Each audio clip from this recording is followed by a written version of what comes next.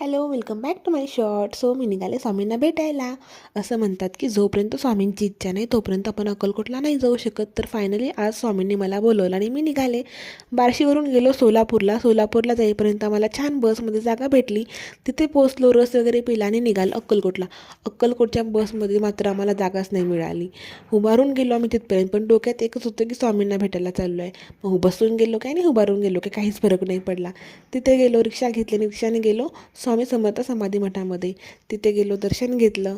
गर्दी नसल्यामुळे छान दर्शन झालं. दर्शन वगैरे घेऊन शेजारीच चोराप्पा महाराजांचा वाडा आहे, तिथे गेलो. तिथे स्वामींनी वापरलेल्या सगळ्या गोष्टी आहेत, तिथेच स्वामी राहिले होते. पितळी हांडा त्यांच्या आंघोळीचा, त्यांनी वापरलेल्या पादुका, माळा. पण व्हिडिओ घ्यायला मात्र अलाउड नव्हतं. सो थोडाच व्हिडिओ घेतला आणि बंद केला.